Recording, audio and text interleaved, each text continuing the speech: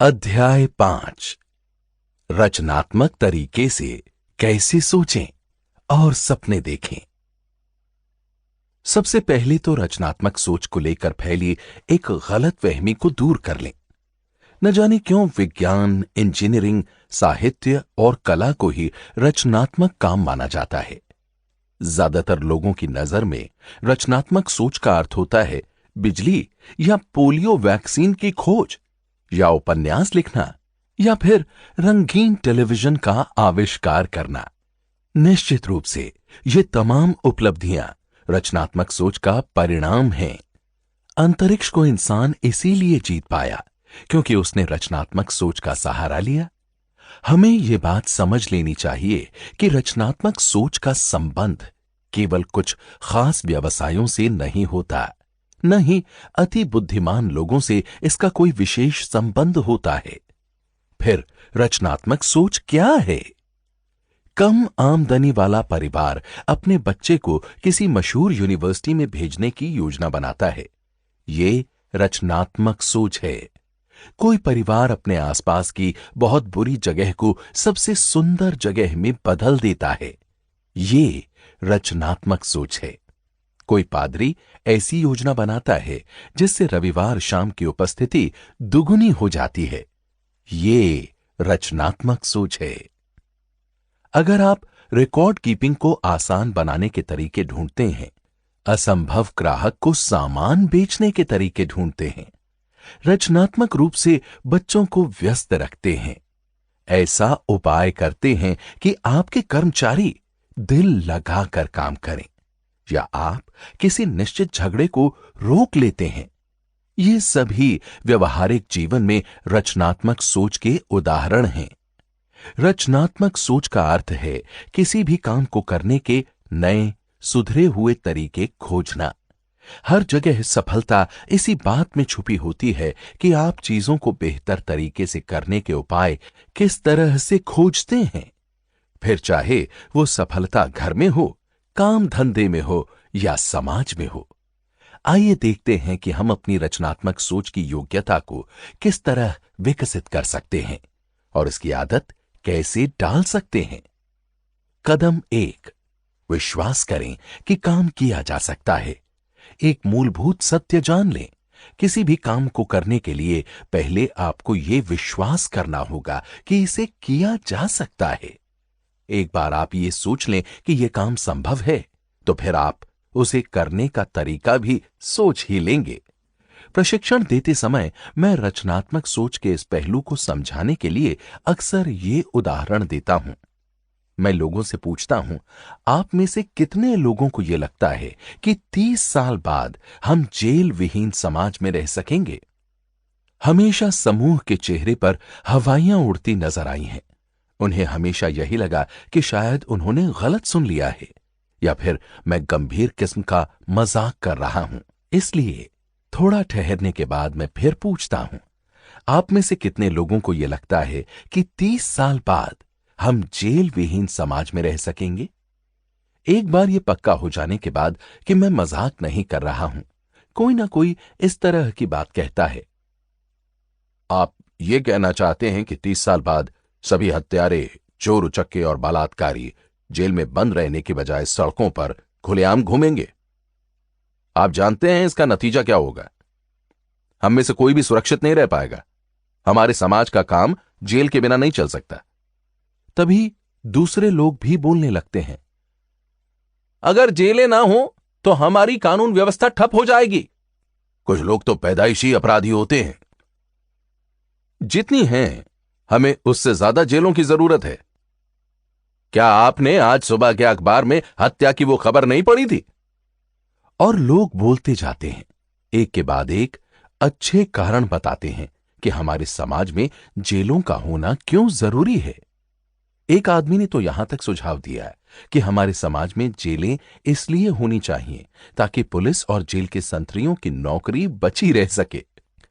मैं 10 मिनट तक लोगों को यह सिद्ध करने देता हूं कि जेलों को समाप्त क्यों नहीं किया जाना चाहिए। इसके बाद मैं उनसे कहता हूं, मैंने आपसे पूछा था कि जेलों को खत्म क्यों करना चाहिए। यह सवाल पूछने के पीछे मेरा एक खास मकसद था। आप में से हर एक ने मुझे यही तर्क दिए हैं कि जेलों को खत्म क्यों नहीं किया जाना चाहिए। अब आप मेहरबानी करके मुझ पर एक एहसान करें। आप कुछ मिनट तक अपने दिमाग पर जोर डालकर यह यकीन कर लें कि हम जेलों को खत्म कर सकते हैं। प्रयोग में दिलचस्पी लेते हुए लोग कहते हैं, ठीक है, सिर्फ मजे के लिए, सिर्फ प्रयोग के लिए ऐसा करने में हमें क्या दिक्कत हो सकती है। फिर मैं पूछता हूं, अब यह मान लेते हैं कि हम जेलों को खत्म करना चाहते हैं, परंतु हम किस तरह से शुरुआत करेंगे?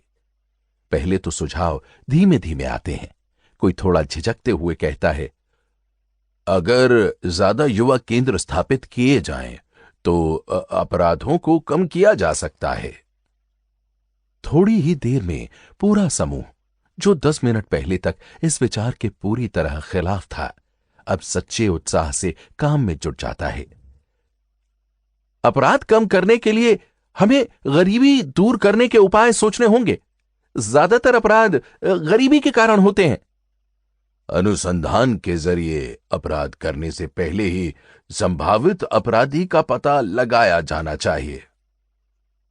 कुछ तरह के अपराधी के इलाज के लिए मेडिकल ऑपरेशन किए जाने चाहिए। कानून के रखवालों को सुधार के रचनात्मक तरीके सिखाने चाहिए। ये उन 78 विचारों में से कुछ हैं जो मुझे सुनने को मिले। मेरा प्रयोग यह था कि किस तरह जेल विहीन समाज का निर्माण किया जा सकता है। जब आप विश्वास करते हैं तो आपका दिमाग तरीके ढूंढ ही लेता है। इस प्रयोग का सिर्फ एक संदेश है। जब आप यह विश्वास करते हैं कि कोई काम असंभव है, तो आपका दिमाग आपके सामने यह सिद्ध कर देता है कि यह क्यों असंभव है। परंतु जब आप विश्वास करते हैं, सचमुच विश्वास करते हैं कि कोई काम किया जा सकता है, तो आपका दिमाग आपके लिए काम में जुट जाता है और तरीके ढूंढने में आपकी मदद करता है। यह विश्वास कि कोई काम किया जा सकता है रचनात्मक समाधानों का रास्ता खोल देता है। यह विश्वास कि कोई काम नहीं किया जा सकता असफल व्यक्तियों की सोच है। यह बात सारी परिस्थितियों पर लागू होती है, चाहे वो परिस्थितियां छोटी हों या बड़ी। जिन राजनीतिक नेताओं को यह विश्वास नहीं होता कि स्थायी विश्व शांति संभव है, वो शांति स्थापित करने में असफल हो जाएंगे, क्योंकि उनके दिमाग शांति स्थापित करने के रचनात्मक तरीके नहीं ढूंढ पाएंगे। जिन अर्थशास्त्रियों का विश्वास है कि बिजनेस में मंदी अपरिहार्य है, वो बिजनेस चक्र को हराने के रचनात्मक तरीके कभी विकसित नहीं कर पाएंगे। इसी तरीके से अगर आपको विश्वास हो तो आप किसी भी व्यक्ति को पसंद करने के तरीके खोज सकते हैं। अगर आपको विश्वास हो तो आप व्यक्तिगत समस्याओं का हल ढूंढ सकते हैं। अगर आपको विश्वास हो तो आप नए बड़े घर को खरीदने का तरीका खोज सकते हैं। विश्वास रचनात्मक शक्तियों को मुक्त करता है, अविश्वास इन पर ब्रेक लगा देता है। विश्वास करें और आप सोचना शुरू कर देंगे रचनात्मक रूप से। अगर आप उसके काम में रुकावट न डालें तो आपका दिमाग काम करने के उपाय खोज लेगा। 2 साल पहले एक युवक ने मुझसे एक अच्छी सी नौकरी खोजने में मदद मांगी। वो किसी मेल ऑर्डर कंपनी के क्रेडिट विभाग में क्लर्क था और उसे लग रहा था कि वहां पर उसका भविष्य उज्जवल नहीं है। हमने उसके पिछले रिकॉर्ड के बारे में बात की और ये चर्चा की कि वो क्या करना चाहता है। उसके बारे में कुछ जानने के बाद मैंने कहा, मैं आपकी प्रशंसा करता हूं कि आप बेहतर नौकरी की सीढ़ी पर ऊपर की तरफ चढ़ना चाहते हैं, परंतु आजकल ऐसी नौकरी हासिल करने के लिए कॉलेज की डिग्री होना जरूरी है। आपने अभी बताया है कि आपने 3 सेमेस्टर पूरे कर लिए हैं। मैं आपको यही सलाह दूंगा कि आप अपने कॉलेज की शिक्षा को पूरा कर लें। आप 2 सालों में ऐसा कर सकते हैं। फिर मैं आपको यकीन दिलाता हूं कि आपको आपकी मनचाही नौकरी मिल जाएगी और उसी कंपनी में मिल जाएगी जिसमें आप चाहते हैं। मैं जानता हूं, उसने जवाब दिया, कि कॉलेज की शिक्षा जरूरी है, परंतु मेरे लिए कॉलेज की पढ़ाई पूरी करना असंभव है। असंभव क्यों? मैंने पूछा। एक कारण तो यह है, उसने बताया, मैं 24 साल का हूं। इसके अलावा मेरी पत्नी को 2 महीने में दूसरा बच्चा होने वाला है। हमारा खर्च अभी ही जैसे तैसे चल रहा है। मुझे नौकरी तो करनी ही पड़ेगी और इसलिए मेरे पास पढ़ने के लिए समय नहीं बचेगा। ये असंभव है, बिल्कुल असंभव है। इस युवक ने खुद को विश्वास दिला दिया था कि कॉलेज की पढ़ाई पूरी करना उसके लिए असंभव था। फिर मैंने उससे कहा, अगर तुम्हारा विश्वास है कि तुम्हारे लिए कॉलेज की पढ़ाई पूरी करना असंभव है, तो यह सचमुच असंभव है। परंतु इसी तर्क से अगर तुम ये विश्वास कर लो कि तुम पढ़ाई पूरी कर सकते हो, तो कोई ना कोई रास्ता जरूर निकल आएगा। अब मैं चाहता हूं कि तुम ये करो, अपना मन बना लो कि तुम कॉलेज जा रहे हो। इस विचार को अपनी सोच पर हावी हो जाने दो। फिर सोचो, सचमुच सोचो कि तुम ऐसा किस तरह से कर सकते हो और अपने परिवार का खर्च चलाते हुए यह किस तरह संभव है।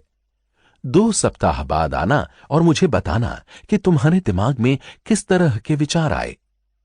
मेरा युवा मित्र 2 सप्ताह बाद आया। मैंने आपकी कई बातों पर काफी सोचा, उसने कहा। मैंने कॉलेज जाने का फैसला कर लिया है। हालांकि मैंने विस्तार से इस बारे में नहीं सोचा है, परंतु मुझे लगता है कि कोई ना कोई रास्ता जरूर निकल आएगा। और रास्ता निकल आया। उसे ट्रेड एसोसिएशन की तरफ से स्कॉलरशिप मिल गई, जिससे उसकी ट्यूशन फी, पुस्तकों का और बाकी खर्च निकल गया। उसने अपनी नौकरी के समय को इस तरह से करवा लिया जिससे वो कक्षाओं में भाग ले सके। उसके उत्साह को देखकर और बेहतर जिंदगी की संभावनाओं को देखकर उसकी पत्नी ने भी उसका पूरा साथ दिया। उन दोनों ने मिलकर अपने समय और पैसों का बजट सफलतापूर्वक बना ही लिया। पिछले महीने उसे उसकी डिग्री मिल गई और अब वो एक बड़े कॉर्पोरेशन में मैनेजमेंट ट्रेनी के रूप में काम कर रहा है। जहां चाह वहां राह। विश्वास करें कि ये हो सकता है। ये रचनात्मक सोच की पहली आवश्यकता है। यहां 2 सुझाव दिए जा रहे हैं जिनकी मदद से आप अपना आत्मविश्वास बढ़ा सकते हैं और अपनी रचनात्मक सोच की शक्ति को विकसित कर सकते हैं। पहला, अपने शब्दकोश से असंभव शब्द को बाहर निकाल फेंकें। इस शब्द को कभी अपने दिमाग में या जुबान पर ना लाएं। असंभव असफलता का शब्द है। जब आप कहते हैं यह असंभव है, तो आपके दिमाग में ऐसे विचार आ जाते हैं जो साबित कर देते हैं कि आप सही सोच रहे हैं। दूसरा, किसी ऐसे काम के बारे में सोचें जिसे आप पहले कभी करना चाहते हो, परंतु उस समय आपको यह असंभव लगा हो। अब ऐसे कारणों की सूची बनाएं कि ऐसा किस तरह संभव हो सकता है। हम में से कई लोग अपनी इच्छाओं को कोड़े मारते हैं और उन्हें हरा देते हैं, क्योंकि पूरे समय हम यही सोचते रहते हैं कि हम कोई काम क्यों नहीं कर पाएंगे, जबकि हमें यह सोचना चाहिए कि हम कोई काम क्यों कर सकते हैं और किस तरह से कर सकते हैं। हाल ही में मैंने अखबार में यह पढ़ा कि ज्यादातर राज्यों में काउंटी की संख्या जरूरत से ज्यादा है। लेख में संकेत किया गया था कि ज्यादातर काउंटियों की सीमाएं सदियों पुरानी हैं। उस जमाने की हैं जब वाहन नहीं थे और जब यात्रा घोड़े या बग्घी से हुआ करती थी। परंतु आजकल काफी तेज वाहन चलने लगे हैं और सड़कें भी अच्छी हैं। इसलिए अब यह उचित है कि 3 या 4 काउंटियों को मिलाकर एक काउंटी बना दी जाए। इससे बहुत सी परेशानियां कम हो जाएंगी और जनता पर टैक्स का बोझ भी कम हो जाएगा। लेखक ने कहा कि उसके विचार से उसके दिमाग में एक शानदार विचार आया था, इसलिए उसने 30 लोगों से इंटरव्यू किया और इस बारे में उनकी प्रतिक्रिया जाननी चाहिए। परिणाम, उनमें से एक आदमी ने भी ये नहीं कहा कि विचार में दम था। हालांकि ये बात तो तय थी कि ऐसा होने पर उन्हें कम कीमत पर बेहतर स्थानीय सरकार मिल जाती। यह पारंपरिक सोच का एक उदाहरण है। पारंपरिक तरीके से सोचने वाले व्यक्ति के दिमाग को लकवा मार गया है। वो तर्क देता है, ऐसा सदियों से होता आ रहा है, इसलिए यह अच्छा ही होगा कि इसे ऐसे ही बने रहने देना चाहिए। बदले का जोखिम क्यों उठाया जाए? औसत लोग हमेशा प्रगति से चिढ़ते हैं। कई लोगों ने तो मोटर गाड़ी का विरोध इस आधार पर किया था कि प्रकृति ने इंसान को पैदल चलने या घोड़े की सवारी करने के लिए बनाया था। कई लोगों को हवाई जहाज का विचार इसलिए पसंद नहीं आया था क्योंकि इंसान को पक्षियों के लिए आरक्षित क्षेत्र में दखल देने का कोई अधिकार नहीं था। बहुत से यथास्थितिवादी अब भी मानते हैं कि इंसान की जगह अंतरिक्ष में नहीं है। एक चोटी के मिसाइल वैज्ञानिक ने हाल ही में इस तरह की सोच का जवाब दिया। डॉक्टर वॉन ब्रॉन का कहना है कि मनुष्य की जगह वहीं है जहां मनुष्य जाना चाहता है। 1900 के आसपास एक सेल्स एग्जीक्यूटिव ने सेल्स मैनेजमेंट का एक वैज्ञानिक सिद्धांत खोजा। इसका काफी प्रचार हुआ और इसे पाठ्य पुस्तकों तक में शामिल कर लिया गया। यह सिद्धांत था, हर माल बेचने का एक सर्वश्रेष्ठ तरीका होता है। सर्वश्रेष्ठ तरीका खोज लो और फिर उससे इधर उधर मत हिलो। इस आदमी की कंपनी की किस्मत अच्छी थी जो सही वक्त पर नए मैनेजमेंट ने आकर डूबती हुई कंपनी को दिवालिया होने से बचा लिया। इस अनुभव के विपरीत क्रॉफर्ड एच ग्रीनवॉल्ड की फिलॉसफी देखें। ग्रीनवॉल्ड एक बहुत बड़ी कंपनी के प्रेसिडेंट हैं। कोलंबिया यूनिवर्सिटी में अपने लेक्चर में उन्होंने कहा, एक अच्छा काम कई तरीकों से किया जा सकता है और जितने आदमी हों उतने ही तरीके हो सकते हैं। सच तो यह है कि किसी भी काम को करने का कोई एक ही सर्वश्रेष्ठ तरीका नहीं होता।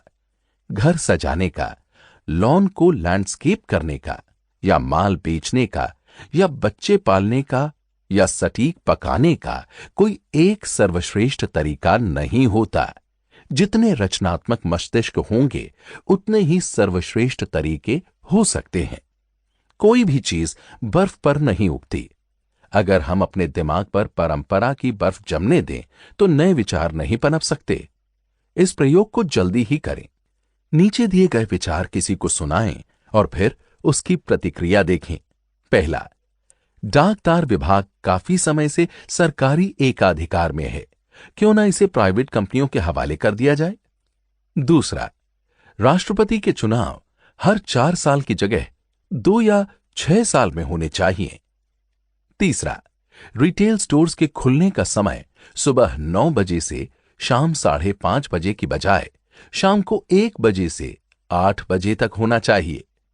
चौथा, रिटायरमेंट की उम्र बढ़ाकर 70 साल कर देनी चाहिए। ये विचार दमदार हैं या नहीं, व्यवहारिक हैं या नहीं, ये बात महत्वपूर्ण नहीं है। महत्वपूर्ण ये है कि कोई व्यक्ति इन पर क्या प्रतिक्रिया देता है। अगर वो इन विचारों पर हंसता है और उस पर गौर ही नहीं करता, और शायद 95% लोग इस पर हंसेंगे, तो इस बात की संभावना है कि वो परंपरा के लकवे से ग्रस्त है। परंतु 20 में से एक व्यक्ति ये कहेगा, ये एक दिलचस्प विचार है, मुझे इसके बारे में विस्तार से बताएं। और इस व्यक्ति में एक ऐसा दिमाग होगा जो रचनात्मक तरीके से सोच सकता है। रचनात्मक सोच की सबसे बड़ी दुश्मन है पारंपरिक सोच। जो भी व्यक्ति रचनात्मक तरीके से सफल होना सीखना चाहता है, उसे इस बारे में सावधान रहना चाहिए। पारंपरिक सोच आपके दिमाग पर बर्फ की तह जमा देती है, आपकी प्रगति को रोक देती है, आपकी रचनात्मक शक्ति को विकसित नहीं होने देती। पारंपरिक सोच से जूझने के 3 तरीके हैं। पहला, नए विचारों का स्वागत करें। इन विचार शत्रुओं को नष्ट करें। यह काम नहीं करेगा, इसे किया ही नहीं जा सकता, यह बेकार है, और यह मूर्खतापूर्ण है। मेरा एक सफल दोस्त एक बीमा कंपनी में अच्छे पद पर है। उसने मुझसे कहा, मैं इस बात का दावा नहीं करता कि मैं इस बिजनेस में सबसे स्मार्ट आदमी हूं, परंतु मुझे लगता है कि मैं बीमा उद्योग में सबसे अच्छा स्पंज हूं। मैं सारे अच्छे विचारों को सोख लेता हूं। दूसरा, प्रयोगशील व्यक्ति बने। बंधे बंधाए रूटीन को तोड़ें। नए रेस्तरां में जाएं, नई पुस्तकें पढ़ें, नए थिएटर में जाएं, नए दोस्त बनाएं। किसी दिन अलग रास्ते से काम पर जाएं। इस साल अलग ढंग से छुट्टियां मनाएं। इस सप्ताह के अंत में कुछ नया और अलग करें। अगर आप डिस्ट्रीब्यूशन का काम करते हैं तो प्रोडक्शन, अकाउंटिंग, फाइनेंस और बिजनेस के दूसरे पहलुओं को सीखने में रुचि लें। इससे आपकी सोच व्यापक होगी और आप ज्यादा जिम्मेदारी उठाने के काबिल बन सकेंगे। तीसरा, प्रगतिशील बने। प्रगति विरोधी ना बने। ऐसा ना कहें, मैं जहां नौकरी करता था वहां यह काम इस तरीके से होता था, इसलिए हमें यहां भी इसे उसे तरीके से करना चाहिए। बल्कि ये कहें, जहां मैं नौकरी करता था वहां पर यह काम इस तरीके से होता था, इसे बेहतर तरीके से किस तरह किया जा सकता है। पीछे ले जाने वाली बातें न सोचें, प्रगति का विरोध न करें, आगे ले जाने वाली बातें सोचें, प्रगतिशील तरीके से सोचें। सिर्फ इसलिए कि बचपन में आप सुबह पेपर बांटने या गाय का दूध निकालने के लिए 5:30 बजे उठ जाते थे, आप अपने बच्चों से ऐसा करने की उम्मीद नहीं रख सकते। कल्पना कीजिए क्या होगा अगर फोर्ड मोटर कंपनी का मैनेजमेंट यह सोच ले कि इस साल हमने ऑटोमोबाइल के इतिहास में सर्वोच्च, सर्वोत्कृष्ट, सर्वश्रेष्ठ कार बना ली है। इससे आगे सुधार हो पाना संभव नहीं है। इसलिए सभी इंजीनियरिंग प्रयोग और डिजाइनिंग के प्रयोग अब हमेशा के लिए बंद किए जाते हैं। फोर्ड कॉरपोरेशन जैसी दिग्गज कंपनी भी इस तरीके का रवैया अपनाकर अपना बिजनेस चौपट कर लेगी। सफल बिजनेस कंपनियों की तरह ही सफल लोग भी खुद से ये सवाल पूछते हैं, मैं किस तरह अपने प्रदर्शन की क्वालिटी सुधार सकता हूं? मैं किस तरह इस काम को और बेहतर बना सकता हूं? मिसाइल बनाने से लेकर बच्चे पालने तक के सभी मानवीय कामों में पूर्णता संभव नहीं है। इसका मतलब यह है कि हर काम में सुधार की गुंजाइश हमेशा रहती है। सफल लोग इस बात को जानते हैं और वो हमेशा बेहतर तरीके खोजते रहते हैं। सफल व्यक्ति ये नहीं पूछता क्या इसे बेहतर तरीके से किया जा सकता है। वो जानता है कि यह संभव है, इसलिए वो ये सवाल पूछता है, इसे बेहतर तरीके से कैसे किया जा सकता है।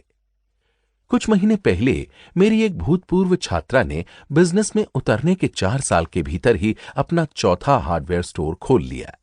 यह बहुत बड़ी बात थी। मैं जानता था कि उस महिला ने केवल $3,500 की छोटी सी पूंजी से बिजनेस शुरू किया था। उसे दूसरे प्रतियोगियों की जबरदस्त प्रतियोगिता का सामना करना पड़ रहा था और उसे बिजनेस में उतरे हुए अभी ज्यादा समय भी नहीं हुआ था। स्टोर खुलने के कुछ समय बाद ही उसे बधाई देने के लिए मैं उसके स्टोर पर गया। मैंने उससे बातों ही बातों में पूछा कि जब बाकी के व्यापारी एक स्टोर ठीक से नहीं चला पा रहे हैं तो वो किस तरह 3 स्टोर्स सफलतापूर्वक चला रही है और उसने चौथा स्टोर भी शुरू कर दिया है। स्वाभाविक है, उसने जवाब दिया। मैं इसके लिए मेहनत करती हूं, परंतु जल्दी उठने और देर तक मेहनत करने के कारण ही मैं 4 स्टोर्स खोलने में सफल नहीं हुई हूं। मेरे बिजनेस में ज्यादातर लोग कड़ी मेहनत करते हैं। मैं अपनी सफलता के लिए जिस बात को सबसे ज्यादा श्रेय देना चाहूंगी वो है मेरा बनाया हुआ साप्ताहिक सुधार कार्यक्रम। साप्ताहिक सुधार कार्यक्रम? यह वाक्य सुनने में अच्छा लगता है, परंतु यह साप्ताहिक सुधार कार्यक्रम क्या है? मैंने पूछा। इसमें कोई बड़ी बात नहीं है, उसने कहा। यह सिर्फ एक योजना है जिसमें हर हफ्ते अपने प्रदर्शन को सुधारने के तरीकों पर मैं विचार करती हूं। भविष्य में ज्यादा सफल होने के लिए मैंने अपने काम को 4 भागों में बांट लिया है: ग्राहक, कर्मचारी, माल और प्रमोशन। पूरे सप्ताह मैं नोट्स बनाती हूं और अपने दिमाग में आने वाले हर उस विचार को लिख लेती हूं कि मैं किस तरह अपने बिजनेस को सुधार सकती हूं। फिर हर सोमवार को मैं सुबह 4 घंटे अपने लिखे विचारों को पढ़ती हूं और यह तय करती हूं कि किन विचारों का प्रयोग मैं अपने बिजनेस में कर सकती हूं। इस 4 घंटे के समय में मैं अपने काम का कड़ा मूल्यांकन करती हूं और सिर्फ इतना ही नहीं चाहती कि मेरे स्टोर में ज्यादा ग्राहक आएं। इसके बजाय मैं खुद से पूछती हूं, ज्यादा ग्राहकों को आकर्षित करने के लिए मैं और क्या कर सकती हूं? मैं किस तरह नियमित वफादार ग्राहकों को बढ़ा सकती हूं? फिर उसने मुझे उन छोटे छोटे उपायों के बारे में बताया जिनके कारण उसके 3 स्टोर सफल हुए थे। माल जमाने का तरीका, सुझाव देकर सामान बेचने की कला, जिसमें वो अपने ग्राहकों को 2 या 3 ऐसे सामान भी खरीदवा देती थी जिन्हें खरीदने के इरादे से वो उसके स्टोर में नहीं घुसे थे। हड़ताल के समय अपने बेकाम ग्राहकों के लिए उधार देने की स्कीम, प्रतियोगिताएं और इनाम जो उसने मंदी के दौर में बिक्री बढ़ाने के लिए शुरू किए थे। मैं खुद से पूछती हूं, मैं अपने बिजनेस को सुधारने के लिए और क्या कर सकती हूं? और इसके जवाब में मेरे दिमाग में बहुत से विचार आते हैं। मैं आपको सिर्फ एक उदाहरण बताना चाहती हूं। 4 हफ्ते पहले मैंने सोचा कि मैं अपने स्टोर में छोटे बच्चों को आकर्षित करने के लिए कुछ करूं। मैंने सोचा कि अगर छोटे बच्चे स्टोर में आना चाहेंगे तो उनके माँ बाप अपने आप मेरे स्टोर से सामान खरीदने लगेंगे। मैं इस बारे में सोचती रही और मैंने एक योजना बनाई। मैंने 4 से 8 की उम्र के बच्चों के लिए छोटे छोटे खिलौने लाइन में रखवा दिए। खिलौनों को रखने में ज्यादा जगह नहीं लगी और बच्चे इन्हें धड़ाधड़ खरीद रहे थे, जिससे मुझे बहुत फायदा हुआ। परंतु इससे भी बड़ा फायदा हुआ कि इन खिलौनों के कारण मेरे स्टोर में ज्यादा ग्राहक आने लगे हैं। यकीन कीजिए, उसने आगे कहा, मेरा साप्ताहिक सुधार कार्यक्रम सचमुच काम करता है। मैं सिर्फ अपने आप से यह सवाल पूछती हूं कि मैं किस तरह अपने काम को सुधार सकती हूं, और मुझे जवाब अपने आप मिल जाते हैं। ऐसा दिन शायद ही कोई होता हो जब मेरे दिमाग में ज्यादा मुनाफा कमाने की कोई योजना ना आती हो। और मैंने सफल बिजनेस के बारे में एक और उत्साहपूर्ण बात सीखी है, जो हर बिजनेसमैन को सीखनी चाहिए। वो क्या है? मैंने पूछा। सिर्फ ये, आप बिजनेस शुरू करते समय कितना जानते हैं यह महत्वपूर्ण नहीं होता, परंतु आप बिजनेस शुरू करने के बाद कितना सीखते हैं और अपने आप को कितना सुधारते हैं, यह बेहद महत्वपूर्ण होता है। बड़ी सफलता उन्हीं लोगों का दरवाजा खटखटाती है जो लगातार खुद के सामने और दूसरों के सामने ऊंचे लक्ष्य रखते हैं, जो अपनी कार्यक्षमता सुधारना चाहते हैं, जो कम लागत में बेहतर माल देना चाहते हैं, जो कम प्रयास में ज्यादा काम करना चाहते हैं। ऊंची सफलता उसी व्यक्ति को मिलती है जिसका रवैया होता है, मैं इसे बेहतर तरीके से कर सकता हूं। जनरल इलेक्ट्रिक का स्लोगन है, प्रगति हमारा सबसे महत्वपूर्ण प्रोडक्ट है।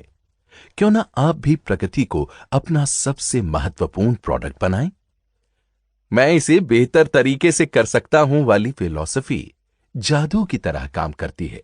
जब आप खुद से पूछते हैं, मैं इसे किस तरह सुधार सकता हूं, तो आपका रचनात्मक बल्ब जल उठता है और आपके दिमाग में काम करने के बेहतर तरीके अपने आप आने लगते हैं। यहां एक दैनिक अभ्यास दिया जा रहा है जिसकी मदद से आप मैं इसे बेहतर तरीके से कर सकता हूं रवैये की शक्ति को पहचान सकते हैं और विकसित कर सकते हैं। हर दिन काम शुरू करने से पहले 10 मिनट ये सोचें, आज मैं अपने काम को किस तरह सुधार सकता हूं, पहले से बेहतर कर सकता हूं। पूछें, आज मैं अपने कर्मचारियों का उत्साह किस तरह बढ़ा सकता हूं, आज मैं अपने ग्राहकों के लिए क्या खास काम कर सकता हूं, मैं अपनी व्यक्तिगत कार्यक्षमता किस तरह बढ़ा सकता हूं। यह अभ्यास आसान भी है और बड़े काम का भी। इसे आजमा कर देखें और आप पाएंगे कि इसके रचनात्मक तरीकों का उपयोग करने पर आप बड़ी सफलता हासिल कर सकते हैं। जब भी मैं और मेरी पत्नी एक दंपति से मिलने जाते थे, हमारी चर्चा कामकाजी महिलाओं के बारे में होने लगती थी। शादी से पहले श्रीमती एस नौकरी करती थीं और उन्हें नौकरी करना अच्छा लगता था, परंतु अब वो कहा करती थीं, अब मेरे 2 बच्चे स्कूल में पढ़ रहे हैं, मुझे घर संभालना पड़ता है और खाना बनाना पड़ता है, अब मेरे पास नौकरी करने का समय ही नहीं है। फिर एक रविवार की शाम को मिस्टर और मिसेज एस अपने बच्चों के साथ कहीं से आ रहे थे। उनकी कार का एक्सीडेंट हो गया। किसी और को तो खास चोट नहीं आई, लेकिन मिस्टर एस की रीढ़ की हड्डी में गंभीर चोट आई और वो हमेशा के लिए अपंग हो गए। अब मिसेज एस के पास नौकरी करने के अलावा कोई विकल्प नहीं बचा था। जब हमने उस दुर्घटना के कुछ महीनों बाद मिसेज एस को देखा, तो हम ये देखकर दंग रह गए कि उन्होंने अपनी नई जिम्मेदारियों को बखूबी संभाल लिया था। आप जानते हैं, उन्होंने कहा, 6 महीने पहले मैं कल्पना भी नहीं कर सकती थी कि मैं घर संभालने के साथ साथ फुल टाइम नौकरी भी कर पाऊंगी, परंतु एक्सीडेंट के बाद मैंने ये फैसला किया कि मुझे समय निकालना ही पड़ेगा। यकीन मानिए, मेरी कार्यक्षमता पहले से 100% ज्यादा बढ़ चुकी है। मैं ऐसे बहुत से काम किया करती थी जो महत्वपूर्ण नहीं थे और जिन्हें करने की कोई जरूरत नहीं थी। फिर मैंने ये भी जाना कि मेरे बच्चे मेरी मदद कर सकते थे और वो मेरी मदद करना चाहते थे। मैंने समय बचाने के दर्जनों तरीके ढूंढ लिए। स्टोर के कम चक्कर लगाना, कम टीवी देखना, टेलीफोन पर कम बात करना, समय को कम बर्बाद करना। इस अनुभव से हमें एक सीख मिलती है। काम करने की क्षमता एक मानसिक स्थिति है। हम कितना ज्यादा काम कर सकते हैं, ये इस बात पर निर्भर करता है कि हम अपनी क्षमताओं के बारे में क्या सोचते हैं। जब आपको सचमुच विश्वास होता है कि आप ज्यादा काम कर सकते हैं, तो आपका दिमाग रचनात्मक तरीके से सोचता है और आपको रास्ता दिखा देता है। एक युवा बैंक एग्जीक्यूटिव ने काम करने की क्षमता के बारे में अपना अनुभव मुझे सुनाया। हमारी बैंक का एक एग्जीक्यूटिव अचानक नौकरी छोड़कर चला गया। इससे हमारे डिपार्टमेंट में समस्या पैदा हो गई। जो आदमी गया था, उसका काम महत्वपूर्ण था और उसके काम को किए बिना बैंक का काम नहीं चल सकता था। यह काम इतना अर्जेंट था कि इसे टाला भी नहीं जा सकता था। उसके जाने के एक दिन बाद बैंक के वाइस प्रेसिडेंट यानी कि मेरे विभाग के इंचार्ज ने मुझे बुलाया। उन्होंने बताया कि उन्होंने मेरे विभाग के बाकी 2 लोगों से पूछा था कि जब तक कोई दूसरा आदमी काम पर न रखा जाए, तब तक क्या वो उस आदमी के काम को संभाल सकते हैं। दोनों ने ही सीधे तो मना नहीं किया, परंतु दोनों का ही कहना था कि उनके पास काम का पहले से ही बहुत बोझ है। इतना काम है कि उन्हें सिर उठाने तक की फुर्सत नहीं मिलती। मैं सोच रहा था कि क्या आप कुछ समय के लिए ये अतिरिक्त काम कर लेंगे। मेरी पूरी नौकरी में मैंने ये सीखा है कि जो भी चीज अफसर की तरह दिखे उसे ठुकराना नहीं चाहिए। इसलिए मैं तत्काल राजी हो गया और मैंने वादा किया कि मैं अपना काम तो करूंगा ही, दूसरे आदमी का काम भी संभाल लूंगा। वाइस प्रेसिडेंट यह सुनकर खुश हो गया। मैं उसके ऑफिस से बाहर निकलते समय सोच रहा था कि मैंने अपने ऊपर कितनी बड़ी जिम्मेदारी ले ली है। मैं भी अपने विभाग के बाकी के 2 लोगों की तरह बहुत व्यस्त था, परंतु मैंने उनकी तरह अतिरिक्त काम से जी नहीं चुराया था। मेरा दृढ़ निश्चय था कि मैं दोनों काम एक साथ करने का कोई ना कोई रास्ता ढूंढ ही निकालूंगा। मैंने उस दोपहर अपना काम खत्म किया और जब ऑफिस बंद हो गया तो मैंने बैठकर विचार किया कि किस तरह मैं अपनी कार्यक्षमता बढ़ा सकता हूं। मैंने एक पेंसिल ली और अपने हर विचार को लिखना शुरू कर दिया। और आप जानते हैं, मेरे दिमाग में बहुत से अच्छे विचार आने लगे, जैसे अपनी सेक्रेटरी से यह कहना कि वो मेरे लिए आने वाले सामान्य टेलीफोन कॉल हर दिन एक निश्चित समय ही मुझे ट्रांसफर किया करे, वो किसी निश्चित समय ही बाहर जाने वाले टेलीफोन कॉल्स लगाया करे। मैंने अपनी चर्चा की अवधि को भी 15 मिनट से घटाकर 10 मिनट कर लिया। मैं अपने सभी डिक्टेशन हर दिन एक ही बार में देने लगा। मैंने यह भी पाया कि मेरी सेक्रेटरी मेरी मदद कर सकती थी और मेरे बदले में कई काम संभाल सकती थी। मैं ये काम पिछले 2 साल से कर रहा था और सच कहूं तो मुझे ये जानकर इतनी हैरत हुई कि मैं अब तक कितनी कम क्षमता से काम कर रहा था। 1 हफ्ते के समय में ही मैं पहले से दुगने पत्र डिटेक्ट करने लगा, पहले से 50% ज्यादा फोन कॉल्स करने और सुनने लगा, पहले से 50% ज्यादा मीटिंगों में भाग लेने लगा और ये सब बिना तनाव के करने लगा। इसी तरह 2 सप्ताह और गुजर गए। वाइस प्रेसिडेंट ने मुझे बुलवाया। उन्होंने मेरी तारीफ की कि मैंने इस अतिरिक्त जिम्मेदारी को कितनी अच्छी तरह संभाला है। उन्होंने आगे कहा कि वो एक आदमी की तलाश कर रहे हैं और इसके लिए वो बैंक के अंदर और बाहर कई लोगों को परख चुके थे, परंतु उन्हें अब तक सही आदमी नहीं मिला था। फिर उन्होंने स्वीकार किया कि उन्होंने बैंक की एग्जीक्यूटिव कमेटी के सामने यह प्रस्ताव रखा है कि इन 2 कामों को मिलाकर एक ही आदमी को सौंप दिया जाए। उन्होंने इस काम के लिए मुझे चुना है और उन्होंने यह प्रस्ताव भी रखा है कि मेरी तनख्वाह काफी बढ़ा दी जाए। कमेटी ने उनकी बात मान ली और मुझे हर तरह से फायदा हुआ।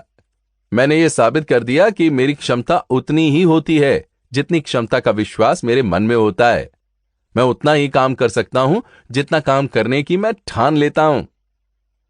काम करने की क्षमता एक मानसिक स्थिति है। हर दिन तेजी से आगे बढ़ती बिजनेस की दुनिया में यही होता है। बॉस किसी कर्मचारी को बुलाता है और बताता है कि कोई विशेष काम करना है। फिर वो कहता है, मैं जानता हूं कि तुम्हारे पास पहले से ही बहुत काम है, परंतु क्या तुम उसके साथ ये काम भी कर पाओगे?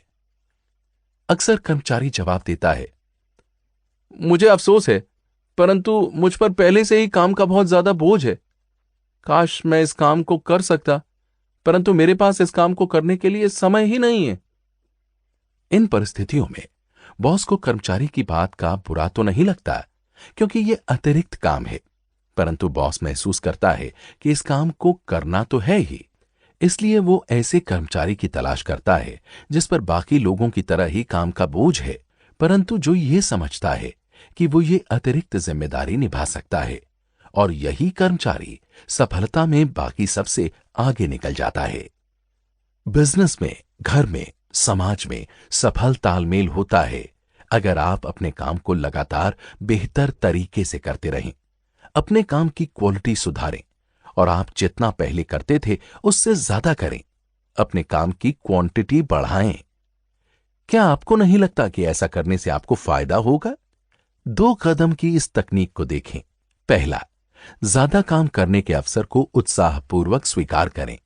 नई जिम्मेदारी के लिए आपसे पूछा जा रहा है, इससे यह साबित होता है कि आपके बॉस को आपकी क्षमता पर भरोसा है। अपनी नौकरी में ज्यादा जिम्मेदारी लेने से आप बाकी लोगों से अलग दिखते हैं और इससे पता चलता है कि आप उनसे ज्यादा महत्वपूर्ण हैं। जब आपके पड़ोसी आपसे किसी मामले में पहल करने के लिए कहें तो उनकी बात मान लें, इससे आपको समाज में लीडर बनने में मदद मिलती है। दूसरा, इसके बाद इस बात पर ध्यान केंद्रित करें, मैं इस काम को किस तरह और ज्यादा कर सकता हूं। आपको इस सवाल के रचनात्मक जवाब मिल जाएंगे। कुछ जवाब इस तरह के होंगे कि आप अपने वर्तमान काम को योजनाबद्ध तरीके से करें, या अपनी रोजमर्रा की गतिविधियों का शॉर्टकट ढूंढें, या महत्वविहीन कामों को करना पूरी तरह छोड़ दें। परंतु मैं इस बात को दोहराना चाहता हूं कि ज्यादा काम करने के रास्ते आपको मिल ही जाएंगे। मैंने अपने जीवन में इस अवधारणा को पूरी तरह स्वीकार कर लिया है। अगर आप कोई काम करवाना चाहते हैं तो इसे किसी व्यस्त आदमी को दे दें। मैं महत्वपूर्ण काम ऐसे आदमियों को नहीं देता जिनके पास बहुत सा खाली समय है। मैंने दुखद अनुभव से सीखा है कि वो आदमी जिसके पास बहुत फुर्सत होती है वो कभी अच्छा काम नहीं कर पाता। मैं जितने भी सफल योग्य व्यक्तियों को जानता हूं वो सभी बेहद व्यस्त हैं। जब मैं उनके साथ कोई प्रोजेक्ट शुरू करता हूं तो मैं जानता हूं कि यह प्रोजेक्ट सफलतापूर्वक पूरा हो जाएगा। मैंने दर्जनों उदाहरण देखे हैं कि मैं किसी व्यस्त आदमी से समय पर काम करवा सकता हूं, परंतु जिन लोगों के पास दुनिया भर का समय है मैं उनसे काम समय पर नहीं करवा पाया हूं। ऐसे लोगों के साथ काम करने का मेरा अनुभव निराशाजनक ही रहा है। प्रगतिशील बिजनेस मैनेजमेंट लगातार पूछता है, हम किस तरह अपने आउटपुट को, अपने उत्पादन को बढ़ा सकते हैं। आप खुद से क्यों नहीं पूछते, मैं किस तरह अपने आउटपुट को, अपने उत्पादन को बढ़ा सकता हूं? आपका दिमाग अपने आप ऐसे रचनात्मक उपाय बता देगा कि ऐसा किस तरह किया जा सकता है। सभी तरह के सैकड़ों लोगों के इंटरव्यू लेने के बाद मैंने ये खोज की है, जो आदमी जितना बड़ा होता है वो आपको बोलने का उतना ही ज्यादा मौका देता है। जो आदमी जितना छोटा होता है वो आपके सामने उतना ही ज्यादा बोलता है। बड़े लोग लगातार सुनते हैं, छोटे लोग लगातार बोलते हैं। ये भी नोट करें, हर क्षेत्र में चोटी के लीडर्स सलाह सुनने में ज्यादा समय लगाते हैं, सलाह देने में कम समय लगाते हैं। जब कोई लीडर निर्णय लेता है तो वो पूछता है, आप इस बारे में क्या सोचते हैं? आपका सुझाव क्या है? आप इन परिस्थितियों में क्या करते? आपको यह कैसा लगता है? इसे इस तरीके से देखें, लीडर निर्णय लेने वाली एक इंसानी मशीन है। किसी भी चीज के उत्पादन के लिए कच्चे माल की जरूरत होती है। रचनात्मक निर्णय के उत्पादन के लिए दूसरों के विचार और सुझाव ही कच्चा माल होते हैं। इस बात की उम्मीद न करें कि दूसरे लोग आपको रेडीमेड समाधान सुझा देंगे।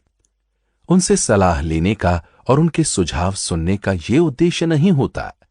दूसरे लोगों के विचार सुनने से आपके दिमाग में नए विचार आते हैं, जिनसे साबित होता है कि आपका दिमाग ज्यादा रचनात्मक हो चुका है। हाल ही में मैंने एक एग्जीक्यूटिव मैनेजमेंट सेमिनार में एक स्टाफ इंस्ट्रक्टर के रूप में भाग लिया। सेमिनार 12 सत्रों का था। हर सत्र में एक एग्जीक्यूटिव आकर 15 मिनट का लेक्चर देता था। मैंने अपनी जिंदगी की सबसे महत्वपूर्ण मैनेजमेंट समस्याओं को किस तरह सुलझाया, नवे सत्र में एक एग्जीक्यूटिव ऐसा आया जो एक बड़ी मिल्क प्रोसेसिंग कंपनी में वाइस प्रेसिडेंट था। इस एग्जीक्यूटिव का लेक्चर जरा हटकर था। यह बताने के बजाय कि उसने अपनी समस्या को किस तरह सुलझाया, उसने अपने लेक्चर का टॉपिक रखा, जरूरत है। मेरी सबसे बड़ी मैनेजमेंट समस्या को सुलझाने के लिए मदद की। उसने अपनी समस्या को बताया और फिर हम लोगों से इसे सुलझाने के संबंध में विचार मांगे। उसे बहुत सारे विचार दिए गए और उसने उन सभी विचारों को एक स्टेनोग्राफर से लिखवा लिया। बाद में मैंने इस व्यक्ति से चर्चा की और उसकी अद्भुत तकनीक पर उसे बधाई दी। उसका कहना था, इस समूह में बहुत से बुद्धिमान लोग हैं। मैंने यही सोचा कि क्यों ना उनकी बुद्धिमत्ता का लाभ उठाया जाए। इस बात की काफी संभावना है कि किसी ने उस सत्र के दौरान ऐसा कुछ कहा हो जिससे मुझे समस्या सुलझाने में मदद मिले। ये ध्यान रखें, एग्जीक्यूटिव ने समस्या बताने के बाद लोगों की बातें सुनी। इस तरह उसे निर्णय पर पहुंचने के लिए कच्चा माल मिल गया और उसे यह लाभ भी हुआ कि जनता को उसके लेक्चर में मजा आ गया, क्योंकि इसमें उन्हें सक्रिय होने का, अपना योगदान देने का मौका मिल गया। सफल बिजनेस कंपनियां ग्राहकों के सर्वेक्षण में काफी रकम खर्च करती हैं। वो लोगों से किसी सामान के स्वाद, क्वालिटी, आकार और सजावट के बारे में कई तरह के सवाल पूछती हैं। लोगों की राय जानने से उन्हें यह तय करने में मदद मिलती है कि इस सामान को ज्यादा बेचने योग्य किस तरह बनाया जा सकता है। इससे निर्माता ये भी जान जाता है कि वो किस तरह के विज्ञापन दे ताकि ज्यादा से ज्यादा लोग उसका सामान खरीदें। सफल उत्पादों को विकसित करने का तरीका यह है कि आप जितने विचार जान सकें, जानने की कोशिश करें।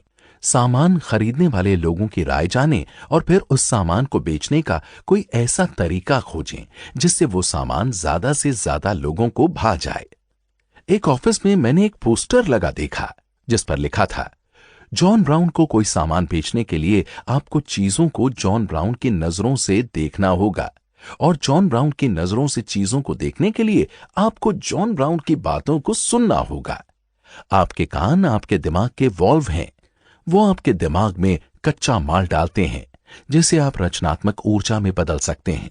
हम बोलने से कुछ नया नहीं सीखते, परंतु हम पूछने और सुनने से बहुत कुछ सीख सकते हैं। पूछने और सुनने के माध्यम से अपनी रचनात्मकता को बढ़ाने के लिए इस 3 स्तरीय कार्यक्रम को आजमाएं। पहला, दूसरे लोगों को बोलने के लिए प्रोत्साहित करें। व्यक्तिगत चर्चा में या समूह बैठकों में लोगों से ऐसे आग्रह करें, मुझे अपना अनुभव बताएं या आपको क्या लगता है, इस बारे में क्या किया जाना चाहिए। आपको क्या लगता है सबसे महत्वपूर्ण बात क्या है। दूसरे लोगों को बोलने के लिए प्रोत्साहित करें और इससे आपको 2 फायदे होंगे। आपका दिमाग उस कच्चे माल को सोख लेगा जिसे आप रचनात्मक विचार में बदल सकते हैं। इसके अलावा आपके बहुत सारे दोस्त भी बन जाएंगे। अगर आप लोगों को बोलने के लिए प्रोत्साहित करते हैं तो दोस्त बनाने का इससे बढ़िया कोई दूसरा तरीका हो ही नहीं सकता। दूसरा, अपने विचारों को दूसरों के सामने सवालों के रूप में रखें। दूसरे लोगों को मौका दें कि वो आपके विचारों को बेहतर शक्ल दें। आप इस बारे में क्या सोचते हैं कि शैली में सुझाव दें। हठ धर्मी न बने। किसी नए विचार को इस तरह प्रस्तुत न करें जैसे ये सीधा आसमान से आया हो। पहले थोड़ा सा अनौपचारिक शोध कर लें। देखें कि इस विचार के बारे में आपके साथियों की क्या प्रतिक्रिया है। अगर आप ऐसा करते हैं तो यकीनन आपका विचार पहले से बेहतर हो जाएगा। तीसरा, सामने वाला जो कह रहा है उसे ध्यान से सुने। सुनने का मतलब यही नहीं होता कि आप अपना मुंह बंद रखें। सुनने का मतलब यह होता है कि जो कहा जा रहा है आपका पूरा ध्यान उसी तरफ है। ज्यादातर लोग सुनने की बजाय सुनने का नाटक करते हैं। वो सामने वाले की बात खत्म होने का इंतजार करते हैं ताकि वो अपनी बात कहना शुरू कर सके। सामने वाले की बात पूरे ध्यान से सुने, उसका मूल्यांकन करें। इसी तरह आप अपने दिमाग के लिए कच्चा माल इकट्ठा कर सकते हैं। अधिकांश प्रसिद्ध विश्वविद्यालय सीनियर बिजनेस एग्जीक्यूटिव्स के लिए एडवांस्ड मैनेजमेंट ट्रेनिंग प्रोग्राम्स आयोजित कर रहे हैं। प्रायोजकों के अनुसार इन कार्यक्रमों का लक्ष्य इन एग्जीक्यूटिव्स को रेडीमेड फॉर्मूले देना नहीं है, बल्कि नए विचारों के आदान प्रदान का अवसर देना है। यहां एग्जीक्यूटिव्स कॉलेज के हॉस्टल में एक साथ रहते हैं, जिससे उनमें आपसी विचार विमर्श ज्यादा अच्छी तरह होता है। संक्षेप में एग्जीक्यूटिव्स को इससे सबसे बड़ा फायदा यह होता है कि उन्हें नए विचार करने की प्रेरणा मिलती है। 1 साल पहले मैंने अटलांटा के सेल्स मैनेजमेंट स्कूल में 1 सप्ताह में 2 सत्र आयोजित किए, जिन्हें नेशनल सेल्स एग्जीक्यूटिव्स इंक ने प्रायोजित किया था। कुछ सप्ताह बाद मैं एक सेल्समैन मित्र से मिला, जिसके मैनेजर ने उस प्रशिक्षण सत्र में भाग लिया था। स्कूल में आपने हमारे सेल्स मैनेजर को बहुत सारी बातें सिखा दी हैं कि कंपनी को बेहतर तरीके से कैसे चलाया जा सकता है, मेरे युवा मित्र ने कहा। उत्सुकतावश मैंने उससे पूछा कि वो विस्तार से बताए कि उसे अपने मैनेजर में क्या बदलाव दिखे। मेरे मित्र ने कई बातें गिना दी। कंपनसेशन प्लान में सुधार, महीने में 1 बार की जगह 2 बार सेल्स मीटिंग्स, नए बिजनेस कार्ड्स और स्टेशनरी, सेल्स टेरिटरी का पुनर्गठन।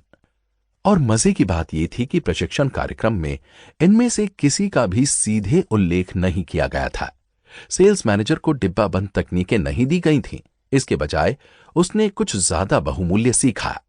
ये सीखा कि दूसरों के विचारों से वो किस तरह अपने विचार उत्प्रेरित कर सकता है ताकि उसे और उसकी कंपनी को फायदा हो।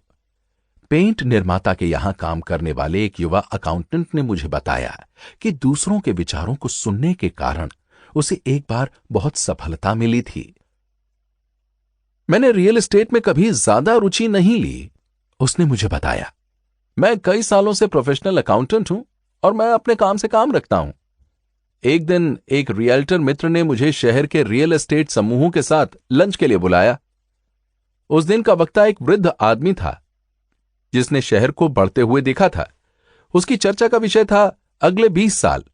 उसने ये भविष्यवाणी की कि कुछ ही समय में शहर इतना फैल जाएगा कि वो आसपास की कृषि भूमि को भी अपने में समेट लेगा।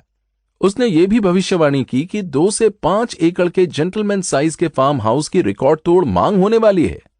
ऐसे फार्म हाउस जिनमें बिजनेसमैन या प्रोफेशनल व्यक्ति स्विमिंग पूल बनवा सकें, घोड़े रख सकें, बागीचा लगा सकें और दूसरी ऐसी ही शौकिया चीजें बनवा सकें। इस आदमी की बातें सुनकर मुझे प्रेरणा मिली। उसने जिस तरह के फार्म हाउस का जिक्र किया था, मैं भी उसी तरह का फार्म हाउस तलाश रहा था। अगले कुछ दिनों तक मैंने अपने कई दोस्तों से पूछा कि क्या किसी दिन 5 एकड़ की एस्टेट के मालिक बनने के बारे में उनका क्या विचार है। हर एक को यह विचार बहुत पसंद आया। मैं इस बारे में लगातार सोचता रहा और खुद से यह सवाल पूछता रहा कि मैं इस विचार को किस तरह फायदेमंद बिजनेस में बदल सकता हूं। फिर एक दिन जब मैं नौकरी पर जा रहा था तो अचानक मेरे दिमाग में जवाब कौंध गया, क्यों ना एक फार्म हाउस खरीदा जाए और इसे एक छोटे एस्टेट में बांट दिया जाए। इस तरह मुझे जमीन सस्ते भाव में मिल सकती थी और मैं एस्टेट को महंगे दामों में बेच सकता था। शहर से 22 मील दूर मुझे 50 एकड़ का फार्म $8,500 में मिल गया। मैंने उसे खरीद लिया और खरीदते समय केवल 1/3 नकद दिया और बाकी रकम की किश्तें बांध दी। फिर जहां पेड़ नहीं थे वहां मैंने चीड़ के वृक्ष रोप दिए। मैंने ऐसा किया क्योंकि मुझे किसी रियल एस्टेट बिजनेस के आदमी ने बताया था कि लोग आजकल पेड़ पसंद करते हैं। बहुत सारे पेड़ हों तो और भी अच्छी बात है। मैं अपने संभावित ग्राहकों को यह दिखाना चाहता था कि आज से कुछ साल बाद उनके एस्टेट में ढेर सारे चीड़ के सुंदर वृक्ष लगे होंगे। फिर मैंने एक सर्वेयर को बुलाकर उस 50 एकड़ के फार्म को 5 एकड़ के 10 फार्म हाउसेज में बांट दिया। अब मैं फार्म हाउस बेचने के लिए तैयार था। मैंने शहर के कई युवा एग्जीक्यूटिव्स के नाम पते लिए और छोटे पैमाने पर सबको सीधे चिट्ठियां लिखी। मैंने बताया कि किस तरह सिर्फ $3,000 में, जिसमें शहर में एक छोटा सा प्लॉट ही मिल पाएगा, वो शहर से थोड़ी दूर पर एस्टेट खरीद सकते हैं। मैंने उन्हें मनोरंजन, स्वास्थ्यप्रद जीवन की संभावना के बारे में भी बताया। 6 हफ्तों में ही केवल शाम को और सप्ताहांत में काम करके मैंने सभी 10 फार्म हाउस बेच दिए। कुल आमदनी हुई $30,000। कुल खर्च, जिसमें जमीन, विज्ञापन, सर्वेइंग और कानूनी खर्च भी शामिल था, $10,400 और लाभ $19,600। मुझे इतना फायदा इसलिए हुआ क्योंकि मैंने दूसरे समझदार लोगों के विचारों से लाभ उठाया। अगर मैं रियल एस्टेट के लोगों के साथ लंच में नहीं जाता क्योंकि वो मेरे व्यवसाय से जुड़े लोग नहीं थे, तो मेरे दिमाग में मुनाफा कमाने की यह सफल योजना आ ही नहीं सकती थी। मानसिक उत्प्रेरण हासिल करने के कई तरीके होते हैं, परंतु यहां पर 2 तरीके दिए जा रहे हैं जिन्हें आप अपने जीवन में उतार सकते हैं। पहला तरीका यह है कि आप कम से कम एक ऐसे प्रोफेशनल समूह से जुड़ें जो आपके व्यवसाय से संबंधित हो। सफलता की चाह रखने वाले लोगों के साथ मिले जुलें, उनके साथ विचारों का आदान प्रदान करें। कितनी बार हम किसी को यह कहते हुए सुनते हैं कि आज मीटिंग में मुझे यह बढ़िया विचार मिला, या कल की मीटिंग में मैंने ये सोचा। याद रखें, वो दिमाग जो केवल अपने ही बनाए हुए भोजन पर जिंदा रहता है, जल्दी ही कुपोषण का शिकार हो जाता है और रचनात्मक प्रगतिशील विचारों को सोचने में असमर्थ हो जाता है। दूसरों के विचारों से प्रेरित होना आपके मस्तिष्क के लिए उत्तम आहार साबित होता है। दूसरी बात, अपने व्यवसाय के बाहर के कम से कम किसी एक समूह से जुड़ें। अपने व्यवसाय के बाहर के लोगों से मिलने से आपकी सोच व्यापक होती है और आप बड़ी तस्वीर देख पाते हैं। आप ये जानकर हैरान होंगे कि आपके व्यवसाय के बाहर के लोगों से नियमित रूप से मिलने से आपकी नौकरी पर भी सकारात्मक असर होता है। विचार आपकी सोच के फल हैं, परंतु उनका दोहन करना पड़ता है और तभी उनका मूल्य होता है। हर साल बलूत का पेड़ इतने फल गिराता है कि अगर सभी बीज उग जाएं तो एक अच्छा खासा जंगल तैयार हो जाए, परंतु इन बीजों में से शायद 1 या 2 बीज ही उग पाते हैं। ज्यादातर बीज गिलहरियां खा जाती हैं और पेड़ के नीचे की जमीन इतनी सख्त होती है कि बचे हुए बीज उस पर उग ही नहीं पाते। ऐसा ही विचारों के साथ होता है। केवल कुछ ही विचारों के फल मिल पाते हैं। विचार बहुत जल्दी नष्ट होने वाले बीज हैं। अगर हम रखवाली न करें तो गिलहरियां यानी नकारात्मक रूप से सोचने वाले लोग हमारे ज्यादातर विचारों को नष्ट कर देंगे। विचार जब पैदा होते हैं तभी से उनकी खास देखभाल करनी होती है और तब तक करनी होती है जब तक कि वो बड़े ना हो जाएं और उनमें फल न लगने लगें। अपने विचारों के दोहन के लिए और उन्हें विकसित करने के लिए इन 3 तरीकों का प्रयोग करें। पहला, विचारों को बच निकलने का मौका न दें, उन्हें लिख लें।